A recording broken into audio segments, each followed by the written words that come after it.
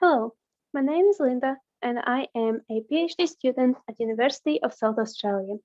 My project is on developing a new metal-organic framework-based fiber-optic sensor.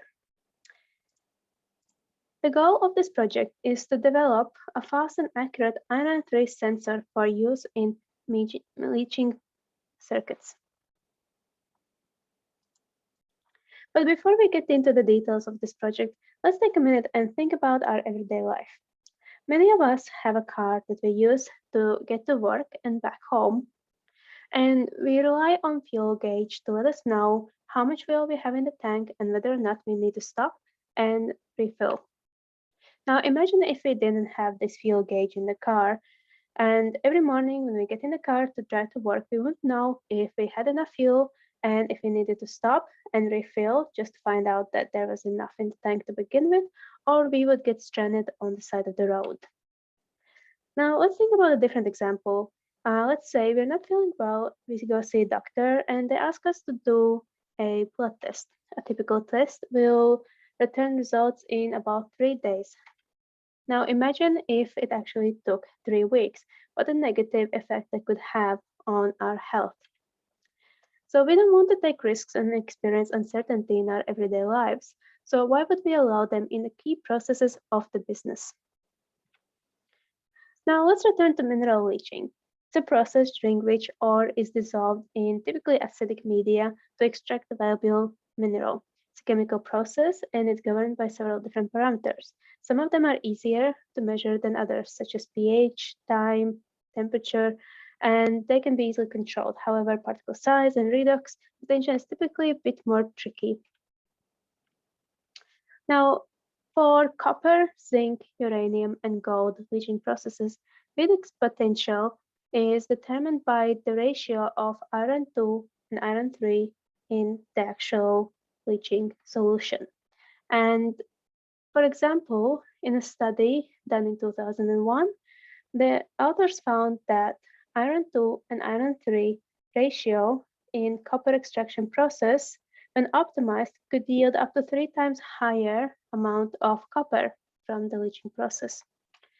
Iron 2 is something that has well-established methods for measurement, and they're fairly straightforward.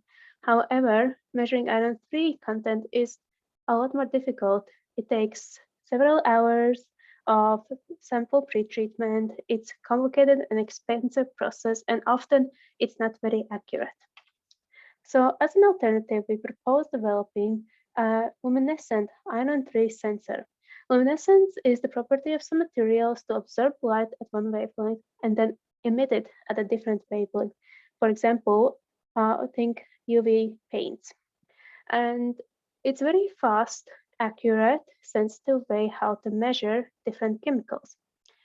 So in my project, we split the PhD essentially in 3 parts. First was studying the luminescent compounds, finding one that would be the most suitable for our application, and we settled on metal-organic frameworks. Next, we had to develop a MOF polymer composite sensor so that we could hold the crystalline powder particles in place in a matrix and use this matrix as a coating onto optical fiber to make the sensor practical and easy to use. Now, if we wanted to practically use the sensor, we would have a sample of the solution we want to analyze, and we would take a few drops and add it to a liquid cell. Now, in this cell, we would have the actual optical sensor with the coating suspended in it and the cell filled with water. The sensor itself, without any iron added, would emit light at certain intensity. When we add iron to the water cell, the intensity of the emitted light decreases. And based on the ratio between the light that the MOF emits without any iron versus the light that it emits when iron is present, we can determine what is the iron concentration in our sample solution. Now, working in laboratory is not always as exciting as it may appear in movies, and a lot of times it can be quite tedious and time-consuming. For example, if I was asked to analyze how much iron we have in a sample, I would have to go through several hours of multi-step process to dilute the sample, pH adjust it, complex out impurities, prepare the solution for analysis, and only then I would actually get to the testing process of my solution sample. And then I could analyze the results and give the answer of what was the iron content in the sample. Now imagine if we could replace all these steps with simply taking a sample of our solution, adding it to the cell, and going straight to the analysis step. But saving time for the employees is not the only benefit of this sensor.